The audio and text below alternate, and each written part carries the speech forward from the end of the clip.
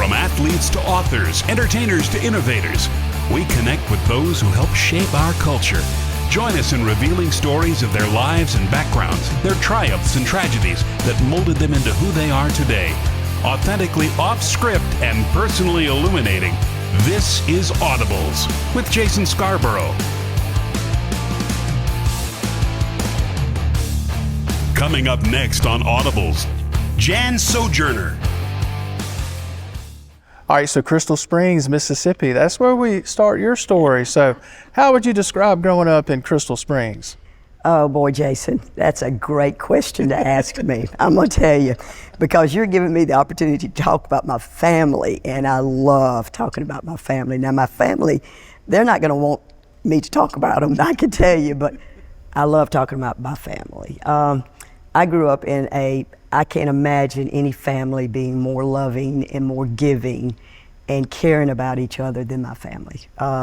It was just, my mom and dad did a great job of just, loving on my twin sister and brother, and just growing up, I watch my sister now with her girls and the things that she learned from my parents, and I thought, and I still believe, that I grew up in the best family that you could possibly grow up in.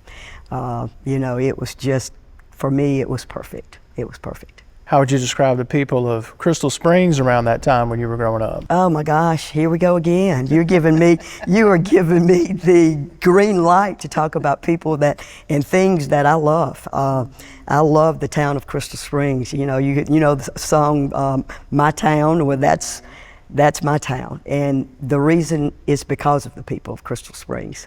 They are just a great group of people that care about each other. They care about their town. They care about people knowing about their town. And we still, to this day, are the capital of the world tomato place. It's the capital of the world. When you talk about tomatoes, you want to come to Crystal Springs to get those great tomatoes. And we have a tomato festival that every year, and it's just, Crystal Springs is, I've lived there all my life. And I hope to die there. That's where you want to grow up and die there. That'd be great. All my family's buried there, and it's just my hometown. Tomato capital. So you grew up on tomato sandwiches, as we like to say in the South. Tomato sandwich with just, lots of mayonnaise, great bacon, the best sandwiches you could have in the summertime, the best. And my dad grew up in the country, and we would go visit my grandmother there, and she'd fix these tomato sandwiches, and she'd fix these bacon and tomato sandwiches, and then my mom's mother and dad, they did the same thing. And if you lived in Crystal Springs, you're going to grow up eating bacon and tomato sandwiches. So you talked about having your siblings. So you had a brother and you got a twin sister. So what was your relationship like with them growing up? Great.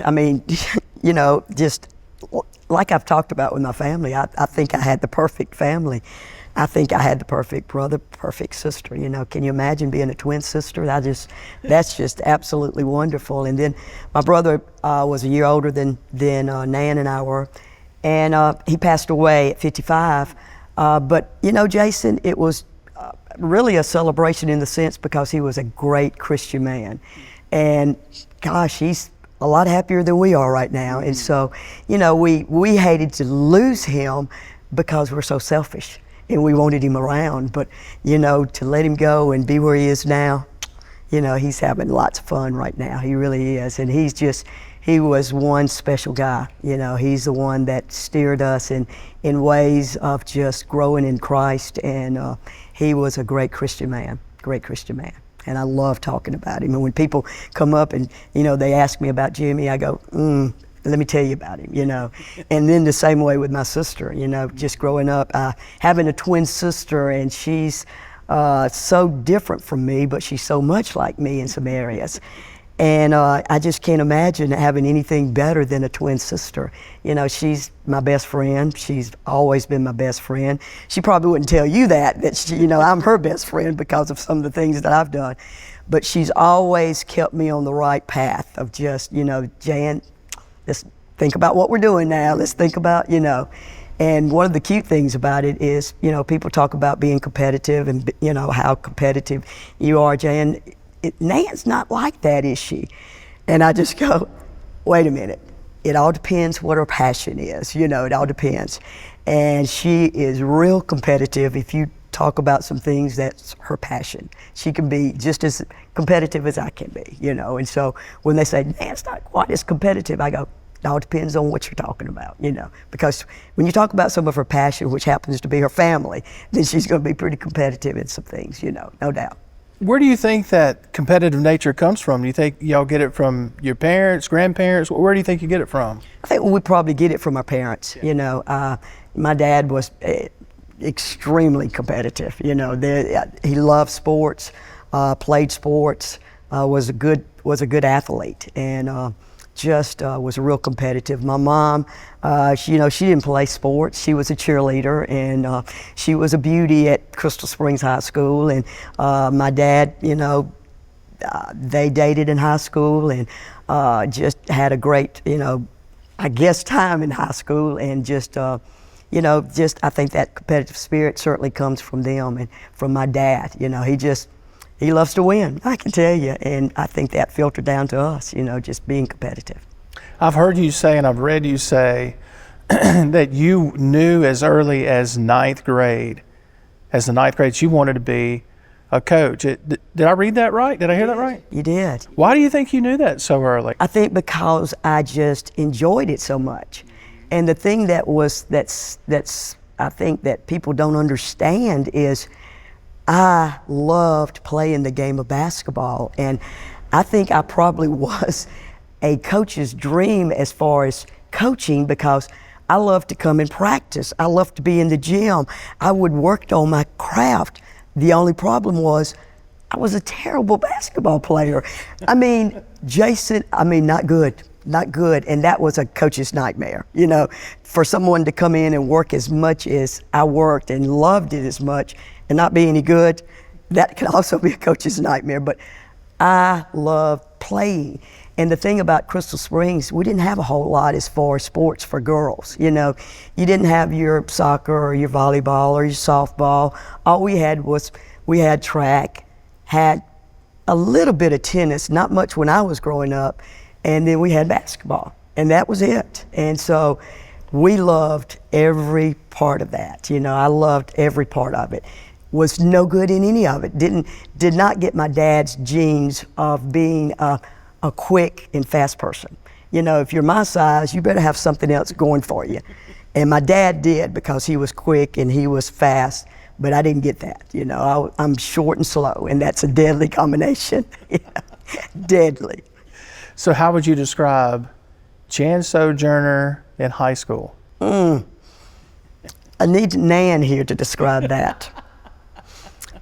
You know, I think I probably was just your typical high school girl. You know, I just would go in, and we'd go through school, and we'd meet up at the lockers, and, you know, and visit with our friends, and when the bell would ring, and go out to lunch and get on the front lawn of Crystal Springs High School. You know, and that high school at one time was the largest consolidated school in America. And so it had a big old lawn out front, and you'd go and find your friends. If you had a boyfriend, you would hang out with your boyfriend and just visit there for about 30 minutes. The bell would ring, and then on Fridays, the cheerleaders would have a pep rally, and, you know, we would go to the pep rally, and we'd go to the football games. And once again, if you had a boyfriend, you'd walk that boyfriend off at night, you know, after the game. Just your typical, just small town high school that everybody loved growing up in, you know. And it was just, you know, that was what I felt like I did. I would hang out with my friends, hang out with my sister and her friends, and we'd go to ball games, and we'd, you know, hang out and spend the night at pallet parties, is what we call them, and just, you know, have a great high school career as far as being with friends. You know, just, to me, it was typical. You know, it was typical. Don't go anywhere. Audibles returns in a moment here on the Spirit Media Network.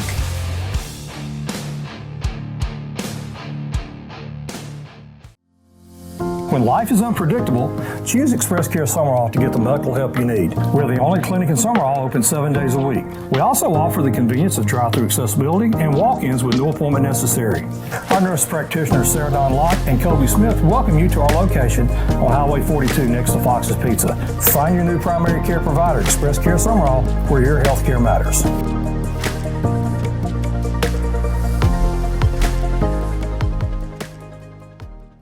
Family owned and operated since 1986, Lakeside Molding has become the trusted source of architectural products throughout the South. They offer fine interior architectural moldings, custom millwork, and cabinet doors designed and handcrafted in Flowwood. Their showroom on Lakeland Drive is stocked with today's most sought-after interior details, including corbels, post, fireplace mantles, bath vanities, mirrors, and much more. Tim Shoemaker and his staff work closely to meet client needs for new construction, restoration, and remodeling projects. Lakeside Molding, where details make the difference. Wendy's new breakfast 2 for $3 is so good, the crew is giving every combination code names. I got that sauce biscuit and some Tay-Tays. More formally known as sausage biscuit and small seasoned potatoes. Bis squared. Egg and cheese biscuit and sausage biscuit. 2 biscuits. I'm impressed Tyler knew what squaring was. Cup of dubba java. It's 2 coffees. Cup of dubba java. No matter what you call it, Wendy's breakfast is that breakfast. Choose wisely. Choose Wendy's new 2 for $3 Biggie Bundles. When you find a great community, you will find great health care. That is exactly what King's Daughters Medical Center provides. Keeping businesses moving with occupational wellness, heart-healthy screenings, diabetes education and management, community education, and remote patient monitoring that promotes better care in between regular office visits. KDMC, caring for our community like no one else can.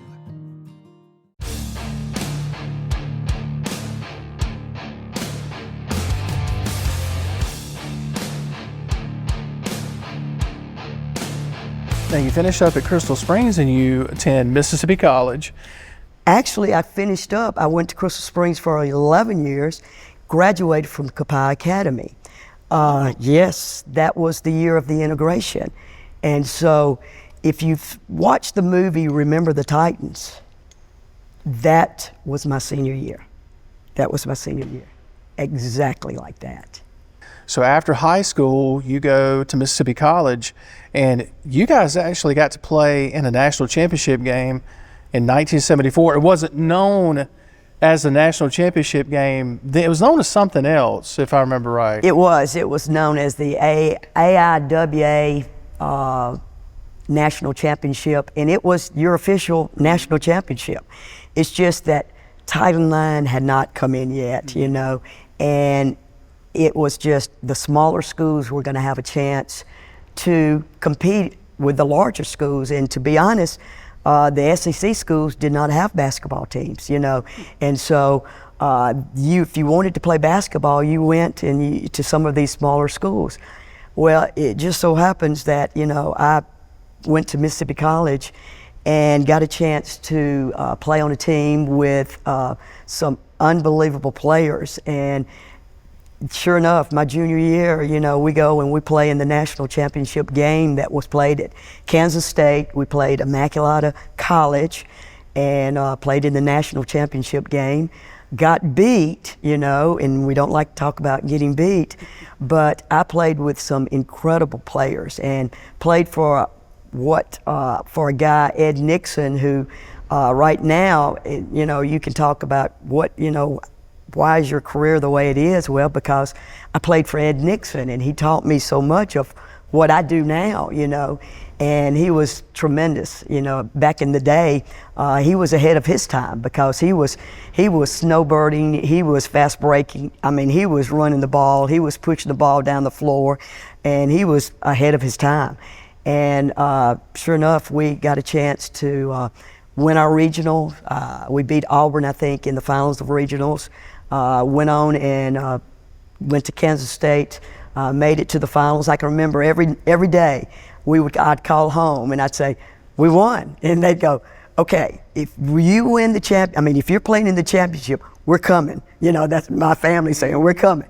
And so sure enough, I called them, I said, we won, because you didn't have TV back then. You know, you didn't have text. You didn't have, you know, the only way you could communicate was you're making that phone call. And I said, we won. They said, we're on our way. And sure enough, all the families, they made it up there, and we had a good group up there, and we got beat in the finals. And they made a movie about that, and they don't use Mississippi College, they use a Mississippi team. And the movie is called, I think, The Mighty Max is the movie. And it's about our run then, And then right after we had our run, then that's when Delta State made their run, And that was the thing that was so neat about playing at Mississippi College.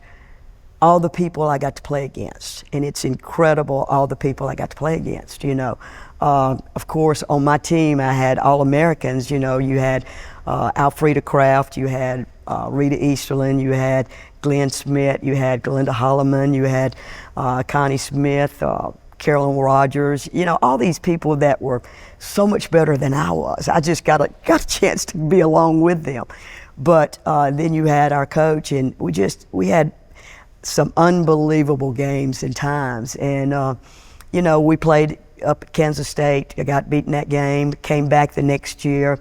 Then Delta State got to rolling. And that's when they had, Lucy Harris, Debbie Brock. Some of those girls were just tremendous. They're in here, And I'm so proud of just the fact to say that, I got a chance to play against those people and play with those people. And because you hear people talking about Lucy Harris now, and you see her in, when they're playing for basketball in the tournament, postseason tournament, and you see all these things with Lucy Harris, and you go, she's one of our girls, and she was, and it's just proud to, it's a proud feeling, what Mississippi basketball has done. And I feel like that, it started back with MC and moving through, and then the Delta State and moving through that. And for me to just be part of that was, that I was honored to be part of that, because that was a great run for all of us. There's no doubt.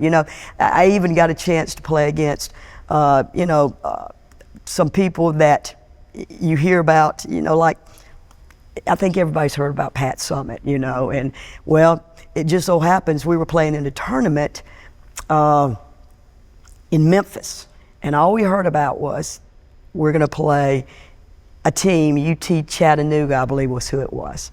And there's this girl, and she is just incredible.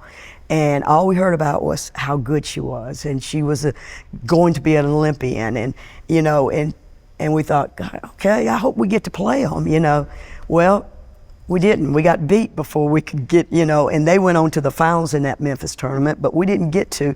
But come to find out, it was Pat Summitt, and I thought, gosh, that's pretty neat. And then another one that we got to play against, and we got to play in my senior year. We went out to the, we didn't make it to the, I think Delta State kind of bumped us out there, but we got a chance to play in what they call the National Women's Invitational. And the men's, the invitational that they have, well, they had a women's.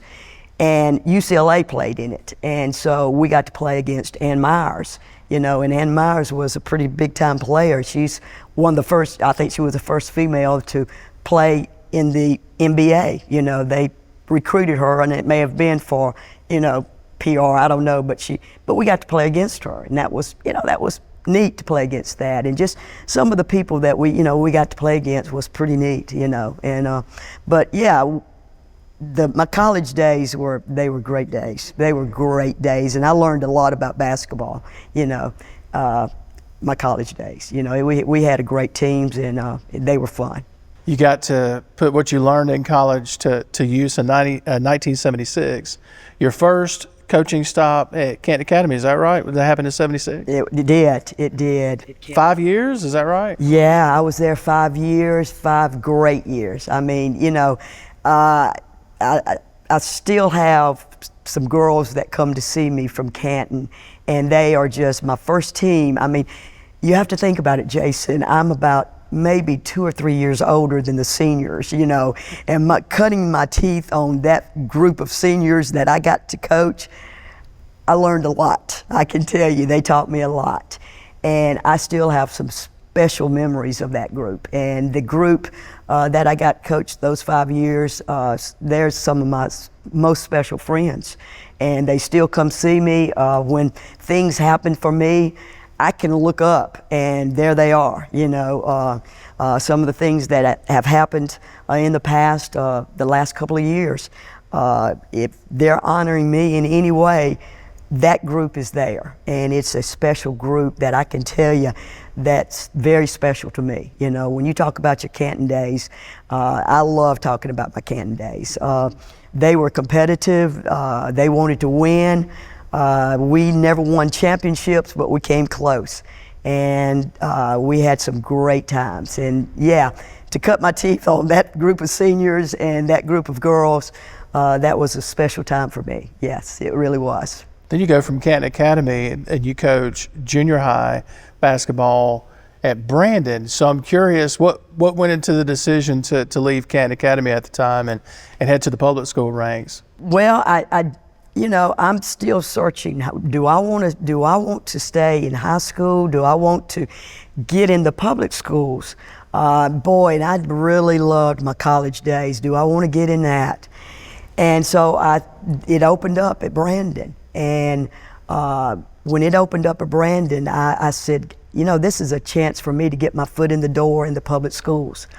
And so I did. I took that job at Brandon, had 3 great years there, and you know, I learned a lot in the public schools. You know, I got a chance to coach with some great people.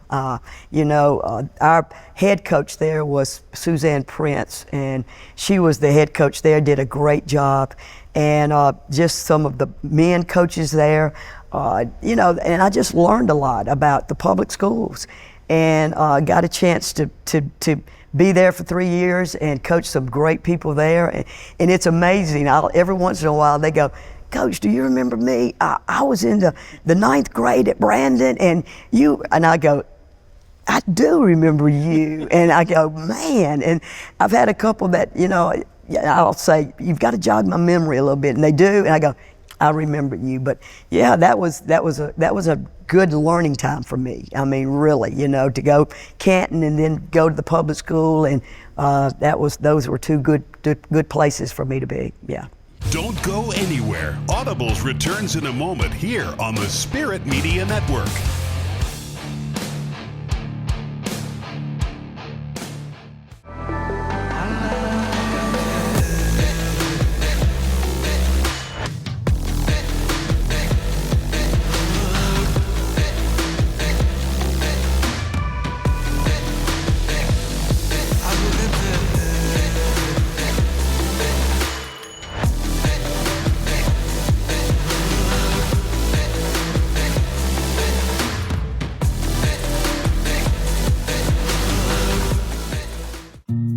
We believe patient-centered care is where it all begins.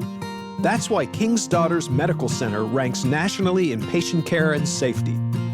Our staff's commitment to better healthcare means a higher quality of life for so many. We are one team, one heartbeat, one mission to provide this community with the high-quality healthcare. KDMC, caring for our community like no one else can. Wendy's new breakfast 2 for $3 is so good, the crew is giving every combination code names. I got that sauce bisque and some tay-tays. More formally known as sausage biscuit and small seasoned potatoes. Bis squared. Egg and cheese biscuit and sausage biscuit. 2 biscuits. I'm impressed Tyler knew what squaring was. Cuppa duppa java. It's 2 coffees. Cuppa duppa java. No matter what you call it, Wendy's breakfast is that breakfast. Choose wisely. Choose Wendy's new 2 for $3 Biggie Bundles. When life is unpredictable, choose Express Care Summerall to get the medical help you need. We're the only clinic in Summerall open 7 days a week. We also offer the convenience of drive-through accessibility and walk-ins with no appointment necessary. Our nurse practitioners Sarah Dawn Locke and Kobe Smith welcome you to our location on Highway 42 next to Fox's Pizza. Find your new primary care provider, Express Care Summerall, where your health care matters.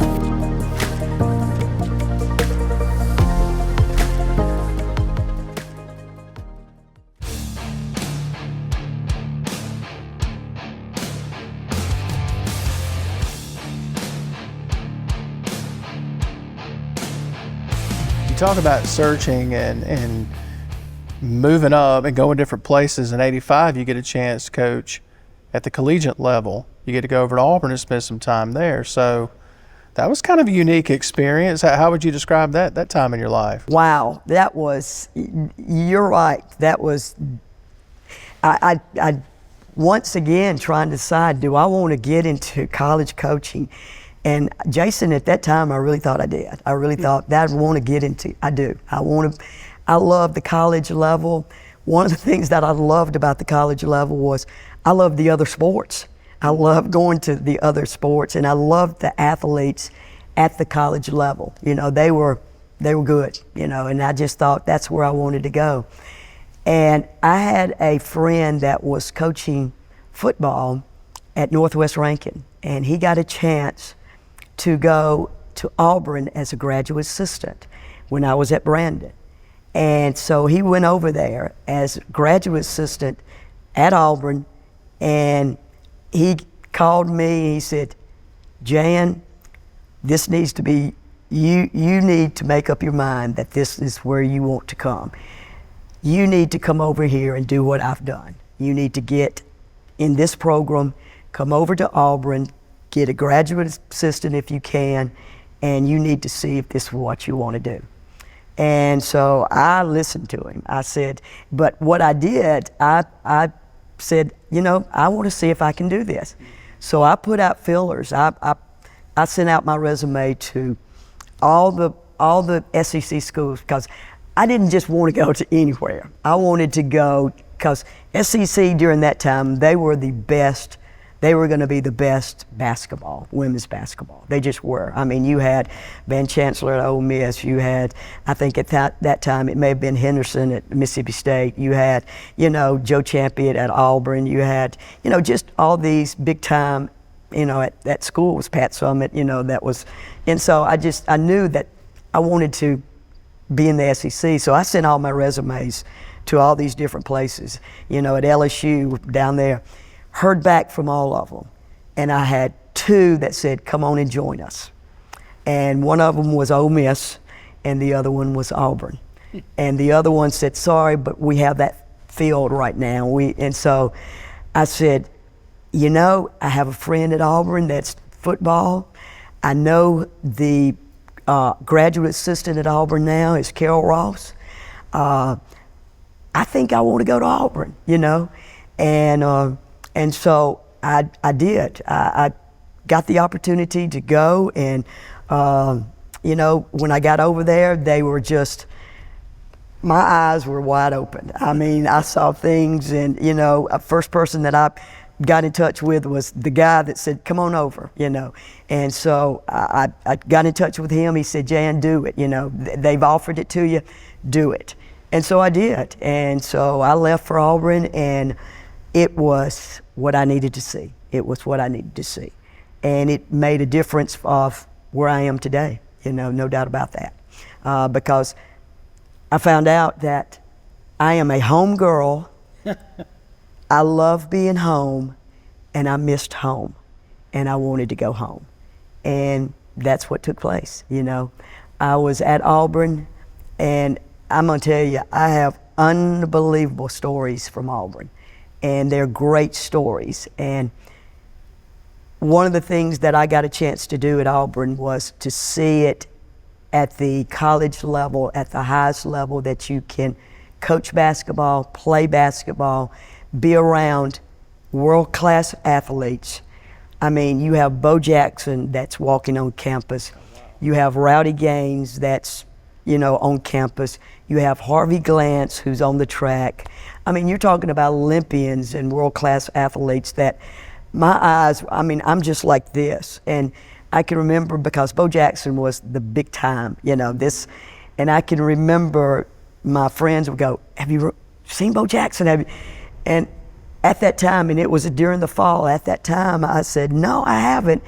And I promise you, Jason, within 2 days, I almost get knocked down, because I'm in the Coliseum, he's coming in the door, I'm going out the door, and he pushes, and about that time, he realizes somebody's back there, and about that time, I just back up, and in walks Bo Jackson, and I just go, oh my gosh. I mean, I couldn't even hardly speak, you know. And from then on, I saw him at other places. I saw him at the ice cream place, and I'm just going, holy cow. And I'm in the gym, and, you know, we're practicing, and all of a sudden, Harvey Glantz walks in, and he's about my size. He jumps up, grabs the rim, and I'm going, good grief, you know. And I was amazed at the athletes. And, you know, later on down the road, you know, you have Chuck Persons, you have the round mound of rebound coming in, you know, just Chuck, just coming in, and it's just, you know, and it was just a neat time, you know, and to be around Carol Ross, who, you know, just helped me so much to get in there. She was a graduate assistant with Joe Chappie was our head coach. She worked with Mickey DeMoss.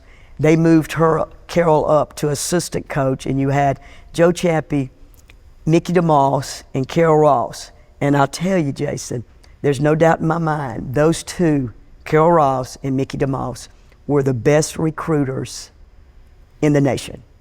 They went out and got players, and they got 3, 4 incredible players during my time from Mississippi that I'm totally convinced the only reason they got me to come to Auburn was to be around these Mississippi people, because they knew that I was going to miss home, and they knew these girls were going to miss home.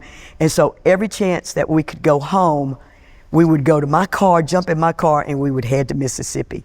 And, you know, they were from McLean, Mississippi, the Bolton girls. They were from Jackson, Mississippi. They were from Hazelhurst, right around my area. And we would, when we had time that we could go home to Mississippi, we would go home to Mississippi. I mean, we'd jump in my car and we would head to Mississippi, and loved it. And I realized I want to be home, you know, I wanted to be home. And, you know, I just certainly made the right decision with that, you know, no doubt.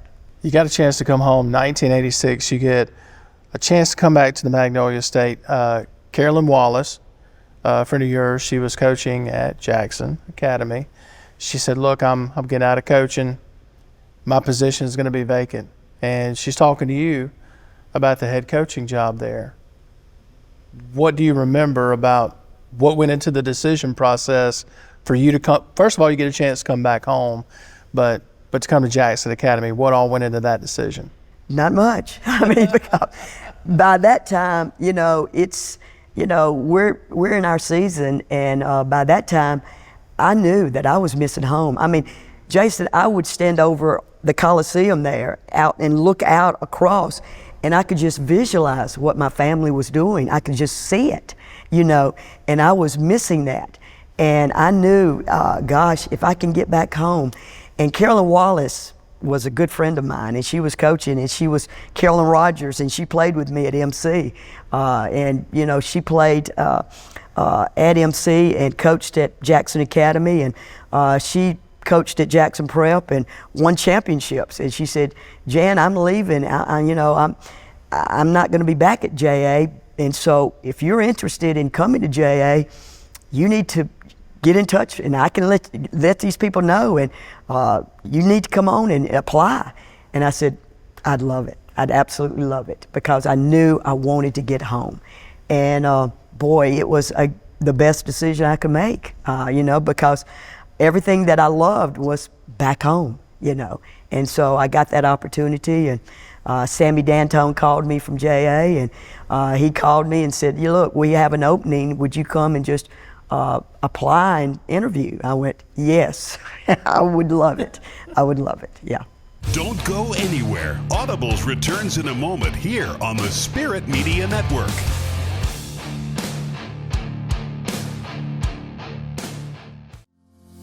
When life is unpredictable, choose Express Care Summerall to get the medical help you need. We're the only clinic in Summerall open 7 days a week. We also offer the convenience of drive-through accessibility and walk-ins with no appointment necessary. Our nurse practitioners Sarah Dawn Locke and Kobe Smith welcome you to our location on Highway 42 next to Fox's Pizza. Find your new primary care provider, Express Care Summerall, where your health care matters.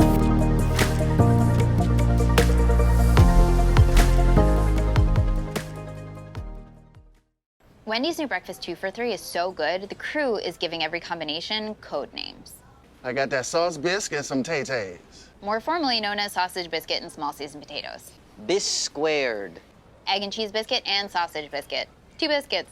I'm impressed Tyler knew what squaring was. Cup of dubba java. It's 2 coffees. Cup of dubba java. No matter what you call it, Wendy's breakfast is that breakfast. Choose wisely. Choose Wendy's new 2 for $3 Biggie Bundles. For those on the go, we give you Audibles with Jason Scarborough, the podcast. What are we listening to? Are we listening to a playlist? Are we listening to a podcast? What a great question. Listen to our intimate interviews with guests on your favorite podcast platforms, including iTunes, Google Play, Amazon Music, Spotify, TuneIn Radio, and so many more. Do you ever look back and say, you know, my life, the story could have ended up differently had it not been for your grandparents? Incredibly different, for sure. Plus, you'll hear behind-the-scenes commentary on each guest, interview preparation, location, and so much more from Jason himself. Do you have a favorite Coach Bowden story that you can share with us? I can tell you this, what you see with Bobby Bowden is what you get. Check out Audibles with Jason Scarborough, the podcast, on any of these popular podcast locations and hit subscribe, download, and enjoy. Now, back to the show.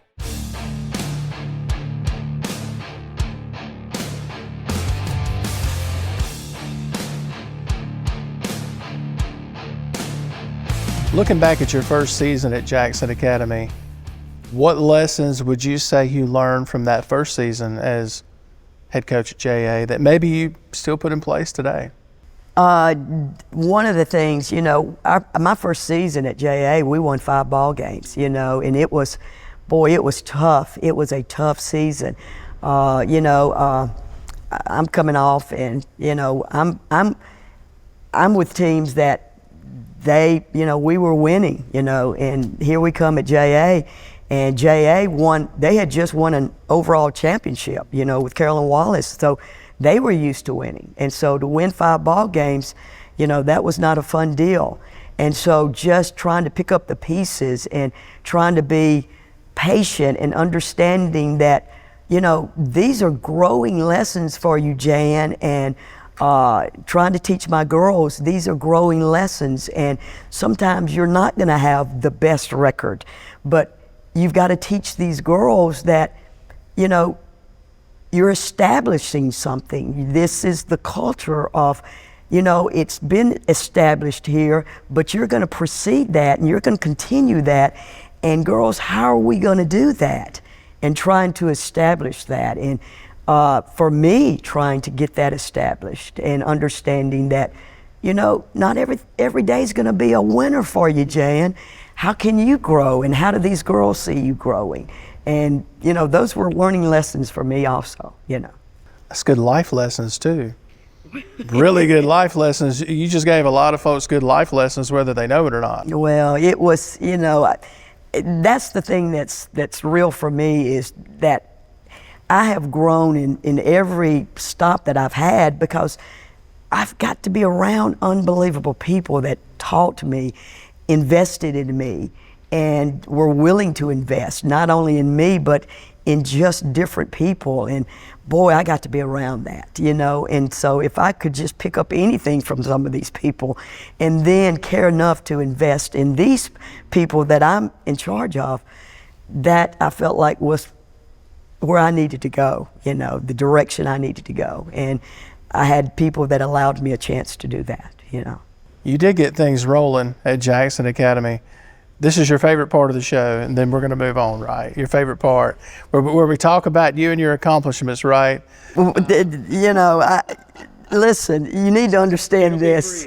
You need to understand this. Anything you say about me, it's because of the people that are around me, that are surrounding me. You know, God put me in an unbelievable place to help me be successful, and it's because of where He placed me and who He put me around. There's no doubt about that. I don't waver on that. Well, here's what He's blessed you with. Here's a snapshot, and man, what a snapshot, that I don't even know if this is going to do it justice, just this paragraph. Since you arrived at Jackson Academy, the Lady Raiders have won 6 MAIS Overall State Championships, 10 MAIS State Championships, 11 MAIS District Championships.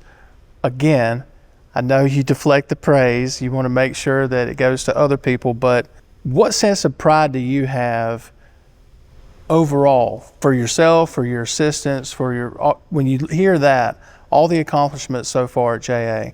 Well, what do you think about? I think about this, the unbelievable work that all the assistants, all the players, that they put in to make it the program that it is. That's what I reflect on. That's what that I love, is just reflecting on, I know what these girls put in. I know what the assistants put in. I know what they've done. And I know what our administrators, how they backed us and said, yes, Jan, you can do that. Yes, Jan, you can. And these parents, you know, when their kids were coming home looking at them going, do I really have to go back to practice again tomorrow? They were going, yes, you do. And they were sensing that there was something that maybe their child could grow in and do and be a part of. And they were willing to, even though they didn't agree with some of it, see the bigger picture. And boy, I felt like I was blessed to have people that would say, Jan, go with it, do it, let's go. And I had girls that invested in it, girls that saw the bigger picture, girls that invested in younger girls and made younger girls see, this is the way we do things. This is how our program is run. This is the way we want our program to be talked about. And they were willing to invest in that and buy into the hard-nosed stuff that I threw out there. And Jason, it wasn't fun. It just wasn't. But boy, they bought into it and they were willing to buy into it. And I was blessed by it. I was blessed by it. I grew from it. I grew from it. That is such a perfect segue into this next question. Molly Blair, one of your former, she's a great player in her own right, graduated 2013. She tells me this story about a particular practice. She says, Jason, I just feel like I couldn't do anything right. I just felt like I was frustrating Coach Sojourner. I felt like she was frustrating me. I just felt like I couldn't do anything right, and I couldn't figure out what's going on here. And she said she gets in to the locker room after practice, and she said, I'm just feeling dejected and feeling discouraged.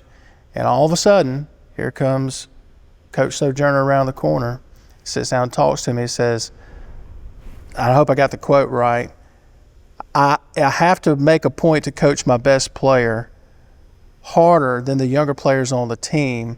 It wasn't anything you were doing wrong today, but I have to make a point to coach my best player very, very hard in front of these young girls so they get it. And I just thought that was an interesting quote. Do you remember that story? I do remember that story. How do you know when to push the buttons with a great player and maybe a player that hasn't achieved that greatness yet? You know, I think for most coaches, I know for me, you know, you spend every day with, you know, that player, and you get to see their frustrations, and you get to see the things that, you know, make them go, and the things that they don't like. And, you know, you just kind of have a feel of, okay, I'm going to try this. And you have a feel with some of your better players that you know that what their parents are like. Because a lot of what their parents are like, that's what they're going to be like. And so you just kind of have a feel with that. But you also, for me, I read a lot of books. I listened to a lot of people talk. I did a lot of things to, I felt like, help me just get into trying to read some people and understand some people. And I do remember that there was a coach that was a very successful coach, and I can remember reading about him and how he just lit into his best player. And when he did, that best player was just taken aback, you know, just, what are you doing? I'm your best. And he had to, after practice, make a point, say, look, I had to do it. I had to do it. And he explained why. And so remember picking up on things that I read, things when I went to lots of clinics because I wanted to grow in my craft. I wanted to grow in it. And I felt like that I picked up from a lot of that. But I really picked up from my girls and just being around them every day. Being around, like I said, their parents, knowing their parents and what they could do. And, Molly was the perfect person that I could do that to. The perfect, because I knew what she was going to do. I knew. And, so I did it. It was not a fun time for any of us. I didn't enjoy it.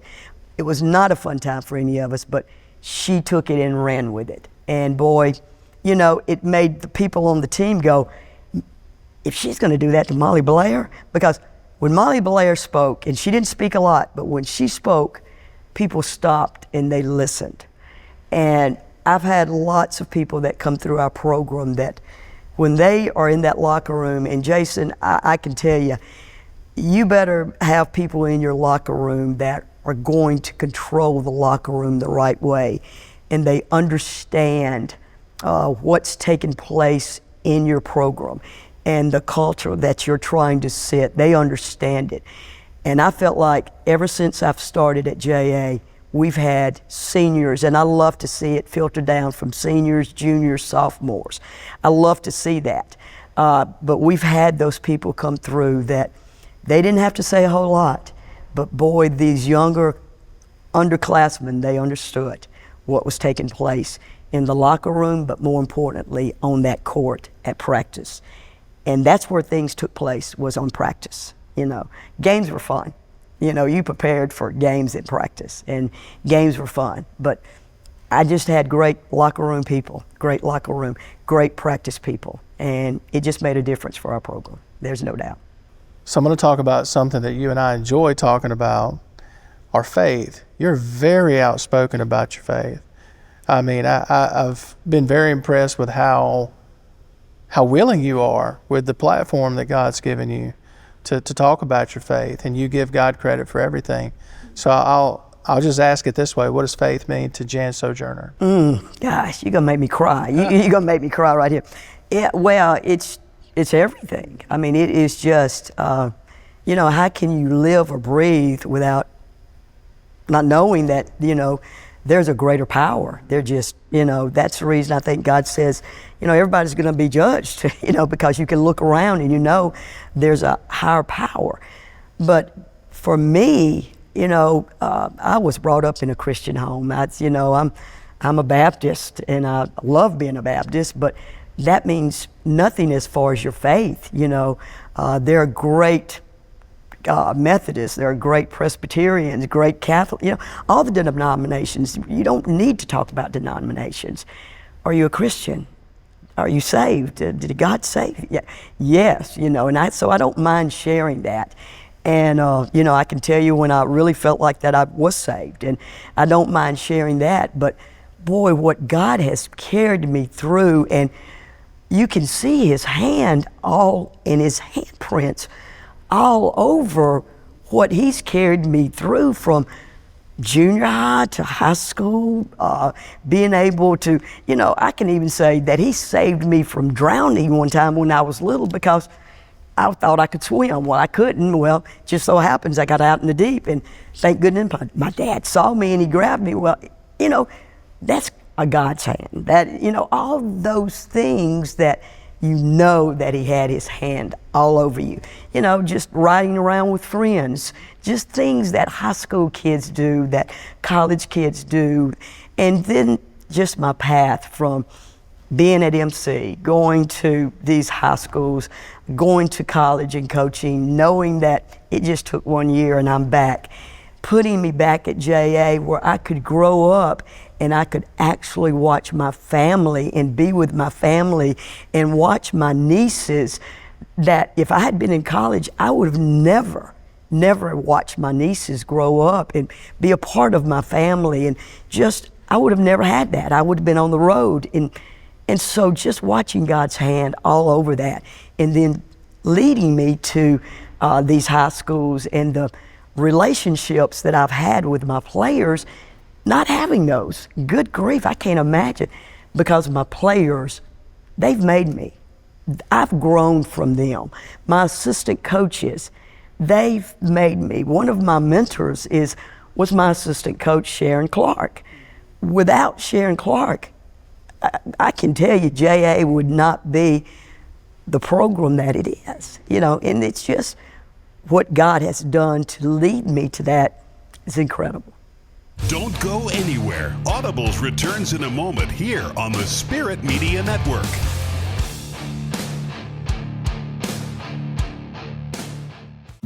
Quality of life is about lifelong care.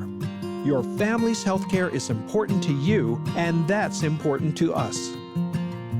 King's Daughters Medical Center is here for your family in every stage of life, from the excited new parents, adolescent and teen years, to the big day.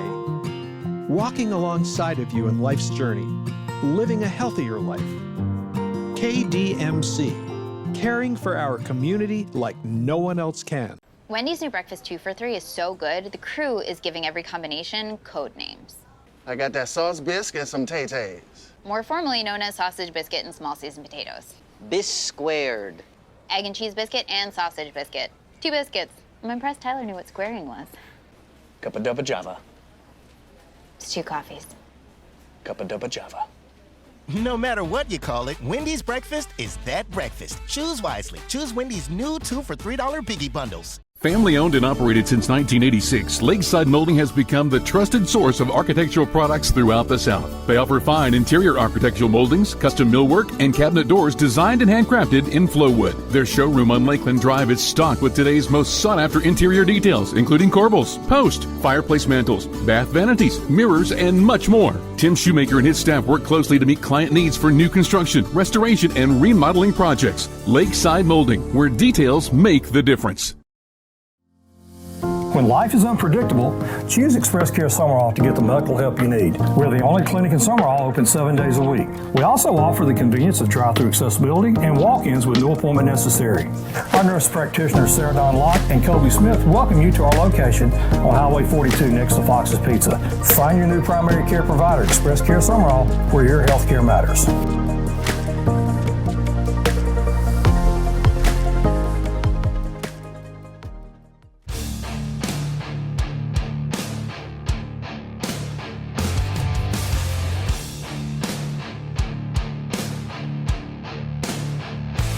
I think that's why people that may not know that much about maybe other parts of the state, other parts of the South, maybe they haven't heard of Jackson Academy, but they've heard of Jan Sojourner because you are so humble in your approach, and your players talk about it. All your former players, of course, we reference Molly as being one of them, but all your former players talk about how humble you are. So that's going to make this next question very difficult. So I know it. You've won 1,000 games in your career. You won your 1,000th game, December of 21. 1,000 wins, Coach. It's like I tell everybody, that tells you how old I am, Jason. That tells you, and my girls are so sick of hearing, I'm so old, Well, if you really know I am, I can talk, I could go back and talk in the days and talk about different people that, oh my gosh, that high school basketball, Jason, I played 3-on-3, I played rover, I played, 5-on, I played everything you could play in basketball, women's basketball. That's where I go back to. And so, but yeah, once again, you can't say anything without talking about what I've surrounded myself with. The reason all that happens, there's so many people whose names, 1,000, it needs to be said, whose names need to be talked about. And it starts with my administration and what they allowed me. It starts with my assistant coaches, how they've helped me. It talks about all the time about my players. I don't play the game, they go play the game. And what they did to invest in our program, to make it what I thought was just the best program you could be in, because of what they've done. All that, 1,000 games, it comes from that. And then you throw on top that the good Lord blessed us. There have been times that I go, oh, please help us win this game. And we won. You know, why? Well, I prayed for that. I believe God was going to answer that. Well, he did. You know, he did. And it just, boy, I've been blessed. I've been blessed. It's everything that I've surrounded myself with. That's it. I heard a great quote from Lou Holtz. He said, if you want to be successful, surround yourself with great people. No doubt about it. No doubt. Surround yourself with great people. And I've been blessed to do that. The board at Jackson Academy thought it fit with your time at Jackson Academy and your accomplishments. The court is now renamed after you inside the Raider Dome. For the little girl that grew up in Crystal Springs to now having the court renamed after her, what comes to your mind when you think about that journey from Crystal Springs to growing up there and now having a court renamed after you, Coach? What comes to mind for me is, gosh, I don't even think about the little girl. I think about all the little girls that have been on that court and have, I mean, when I say blood, sweat, and tears that's been on that court, all the little girls that have grown on that court, that grew up on that court, that were willing to make the sacrifice to make that court what it is and what it was back during their time. That's what I think about. The assistant coaches, the administrators that would surround that thing. I can remember, you know, Peter Jernberg would come in and he would watch my practice, and first thing he would say, okay, and this was at the start of the season, he'd say, okay, give me 5 starters. And I'd look at him, I go, Coach, I can't, you know, I got to have 5. But he would come in every year and but people like that and players that, Jason, I can't tell you the hours upon hours that people have put on that court that have paid their dues, that their name needs to be on that court. No doubt. Not mine, their name. And I speak that truthfully because they're the ones that laid the foundation. They're the ones that won the game. They're the ones that made the sacrifice that nobody saw, that came in after hours, that put in just things that needed to be put in, just worked in different areas of offense, defense. Just, boy, that's, you know, I can remember, I love this story. I think, and my sister uses this story, and I've talked about this story so much. Sharon Clark, you know, she would come in after our practice, and our practices, our players talk about it, you know, oh my gosh, are you ready for 3-hour practices? You know, and they go, 3 hours, that's all y'all practice, you know. But Sharon would come in after practice, and we would be talking about different things, and she had 3 daughters that played for me that they were all Americans at Wheaton College, and they would come in, and Sharon would come in, and we'd sit down, and I'd look at my watch, and I go, Sharon, you know, and it was every year she would, you know, she'd have a daughter playing for me. They were staggered, and so I'd go, Sharon, you probably need to go home. I know Jerry, and I know, you know, if it was Stephanie or Stacy or Sarah, whoever, I know they're ready to go home. And she would look at me, she said, not yet, Jan. She said, right now I'm teaching them patience. I'm teaching them that it just doesn't come when they want it. I'm teaching them something that down the road's going to be really good for them. And she was right. And so I went, okay. And so I would just carry on with what I wanted to ask her about this practice or whatever. But in her way, she was teaching her girls something that was going to be huge for them down the road. And when I look back on that and I hear that, I go, man, so I tell that story. I told Nan, you know, and she tells her daughters that. And I've had other people tell that story, and they just go, wow, okay, that's neat. And those were the things that I got to be around, you know, that grew me and that made me, you know. There's no doubt about that. Molly gave me this quote as well. There's so much more than just basketball that I learned from her. Still to this day, when something goes wrong in my life, she's one of my first phone calls. I'm calling her for advice all the time. on more than just coaching. She also added, sometimes I call her before I call my own parents. When you hear a former player talk about how much you still mean to them after they're done playing for you, what do you think? You're going to make me cry again, aren't you? I'm not trying to. I'm not sure I even have the words, the vocabulary to express the way I feel about that. I think it's kind of what my mom and dad talked about, just be the best that you can be, and when you leave things the right way.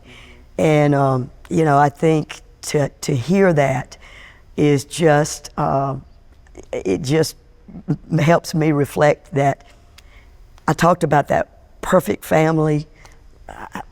I grew up in the perfect family. And so for people to want to come back and visit with me, I'm blessed, because I know when they come back, I'm going to get to visit and ask them questions, and they've grown. They have grown. And so they're going to feed me. They're going to give me good feedback, that I'm going to hear things that they've done, that they're doing, and I'm going to get a nugget here or there that I'm going to grow. And so it's a blessing for me. And, I just tell you, Jason, I am fortunate that, that I get to visit with my players, my former players, that I get to visit with them, because boy, they grow me. They really do. And, I've had some unbelievable players come through. Some of them have gone on and played collegiate basketball and have been big for our program. Some of them go on and be doctors or lawyers or whatever they want to be, they can be. And the thing that I got a chance to see being at JA, they wanted to be successful, not just in basketball, but in that classroom. I can't tell you how many players that I've had that the first thing that they were worried about was, did I get this teacher's class? Did I leave that classroom that day before practice with doing everything that I need to do in that classroom? Their first thought was, did I do right in the classroom? Was I the best person in that classroom? Not on the court, in that classroom. And that's the kind of people that I get to hang around with, that I got to hang around with. And because of that, they were going to be successful when they left JA, when they left whatever college. They were going to be successful. That came from their parents. That came from where they grew up. And so I just got the byproduct of good people. That was easy for me. I had good people that came from their families, and I got to see that. Because, Jason, I'm in generation after generation after generation. I've gotten a chance to see that. And I get to hang around, like I said, the neatest people. My final question for you. You've given the Lord credit on writing all the chapters in your life, personal and professional. What chapters does Coach Sojourner still want to see God write for in her story? Wow. It's amazing. What a tough question. It's amazing. Yeah, there you go. It's amazing how many people will come up to me and go, how long are you going to coach? How long are you going to coach? And, it's, I look at them and I go, well, as long as I'm enjoying what I'm doing, and as long as I get to hang around neat people. But one of the things, and I heard one of my teachers that I taught with at JA, he was talking about retiring and everything, and they were asking him, well, how long are you going to do this and all this? And he made, I thought, just a brilliant quote. And I thought, gosh, that's neat. And he said, until I'm all used up. And I thought, boy, I love that. Because I think if I can, my sister, she always tells me, she always hear about these stories of how hard you are here and what did you do to this girl, and she went home crying. She said, now Jan, understand that when you get to heaven, God's not going to ask you how many games, how many championships you won. He's going to say, what did you do with this girl when she was not having a good day, and how did you help this person? How did you help this young man that was across campus and you saw that he was what did you do with this person when you went to the restaurant and they were, that's the question. And Nan always finds a way to kind of get that to me and say, Jan, remember what your goal is. And I think that's, when I look at him, he's going to say, gosh, I used you all used up. All used up. That would be good. That would be good. I've wanted to do this for a while, and I wanted to sit down with you, and I'm thankful that you agreed to do it. I kind of had to talk you into it, so I'm thankful that you did it, and I can't wait to see the chapters that God's still going to write in your story. I've always respected you from afar, always followed your teams, and always appreciate what you mean to Mississippi, what you mean to sports in Mississippi, and what you've meant to so many girls that have played under you, and so many students that have walked the halls of Canton Academy that might not ever play on the basketball court. They know who Coach Sojourner is and what you stand for. So thank you for doing this. I hope we get to do it again. Jason, like I told you, when you called me, I can't tell you how honored I am. It is a true blessing for me that you would call me, But I'm going to tell you, anytime that you give me a chance to talk about some things that I got a chance to talk about, then that's the reason I agreed to do it. Not about me, talking about me, but talking about the platforms that you gave me a chance to talk about. And, I don't know where God's going to lead me, but boy, if he gives me a ride like he's given me in the past, I'm in for a great treat. And I can't imagine it not being nothing but great, because if I will let go and let him lead, it has to be great, if I let him lead. And I'm grateful for that he's in charge, that I'm grateful for that. And we'll be at some games this year. Good, Jason. We're going to expect you to be there. See you there. Thank you, Coach. I appreciate it. Thank you, Don't Jason. get nervous when you hear 42 minutes. I'm just hoping we can make it to 42. Yeah, do your thing, man. All right, buddy, go ahead. 3, 2, and 1. Here we go. Thanks for watching. We'll see you next week for another episode of Audibles with Jason Scarborough.